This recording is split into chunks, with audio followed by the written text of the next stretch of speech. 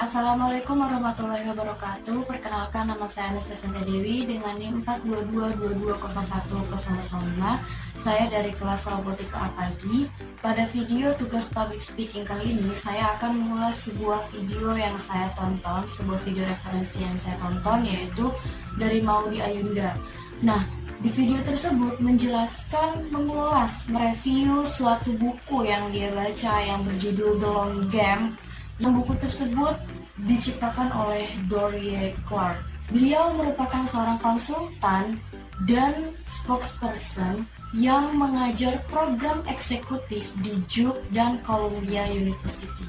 Nah, di awal buku ini dijelaskan suatu fenomena yang sangat relatable, yang mana fenomena ini berada di dunia kerja industri, yang mana di dunia kerja ini kita ngerasa kita itu sangat overwork, yang ujung-ujungnya kita tuh tergesa-gesa, terburu-buru, dan kita tuh kewalahan untuk mengatasi semua pekerjaan-pekerjaan yang terus-terus mengejar kita. Kalau dalam kita anak perkuliahan, yaitu seorang mahasiswa yang mengikuti banyak kegiatan organisasi, kegiatan-kegiatan UKM yang lainnya yang ada di universitasnya masing-masing.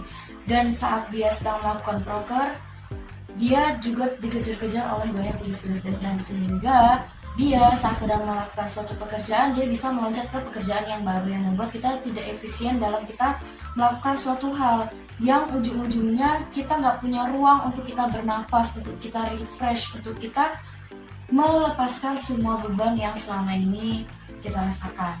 Nah, di buku tersebut menjelaskan memberikan suatu tips agar kita bisa keluar dari zona tersebut dan kita bisa menjalani hidup yang lebih bermakna. Untuk insight yang pertama yaitu beri ruang untuk jangka waktu yang panjang. Nah, di situasi yang tadi yang mana kita terus kerja melakukan suatu hal yang membuat kita tuh jadi kita nggak bisa bernafas, itu sangat berbahaya. Karena di situasi tersebut kita jadi tidak bisa berhenti mengevaluasi suatu hal yang telah kita kerjakan, dan kita tidak bisa menyusun planning untuk jangka waktu yang panjang. Untuk itu kita harus buat ruang untuk reflection atau berpikir. Nah, gimana caranya?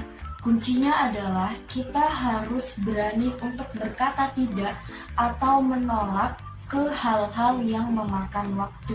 Caranya yang pertama yaitu berhenti membuat to-do list dan menjadwalkan langsung kegiatan kita di kalender. Dengan begitu, kita jadi tahu apa yang harus kita kerjakan, dan juga kita bisa lebih disiplin dengan waktu yang kita punya. Dan kita juga bisa lebih selektif dalam kita merancang waktu yang kita punya.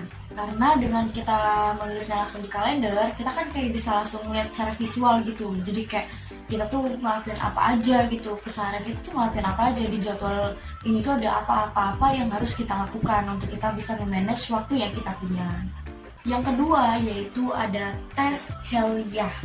Mungkin dalam kita akan melakukan sesuatu, akan memilih sesuatu, kita itu harus benar-benar meyakinkan dulu.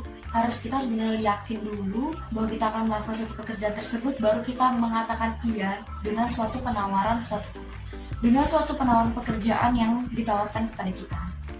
Dan kita juga harus punya ketertarikan dengan suatu hal yang akan kita kerjakan tersebut. Dan kita harus bisa lebih mendisiplinkan untuk berkata tidak ke hal-hal yang mungkin itu memakan banyak waktu kita, yang membuat kita jadi tidak ada ruang untuk kita refreshkan diri. Dengan begitu kita jadi menggunakan intuisi untuk kita memprioritaskan sesuatu hal yang worth it untuk kita kerjakan. Nah, yang terakhir, kita juga harus bisa lebih kritikal dengan ajakan yang ada pada kita.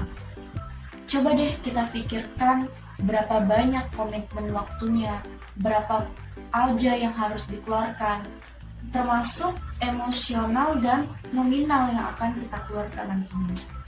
Dengan begitu, kita akan mengerjakan hal-hal yang menyita waktu yang sudah kita pikirkan matang-matang sebelumnya. Dan dengan begitu, kita jadi bisa lebih memiliki ruang untuk berpikir strategis, untuk kita berpikir dalam waktu jangka panjang. Mungkin cukup video penjelasan video referensi dari saya. Apabila ada kesalahan kata atau kata-kata yang menyinggung, saya mohon maaf. Wassalamualaikum warahmatullahi wabarakatuh.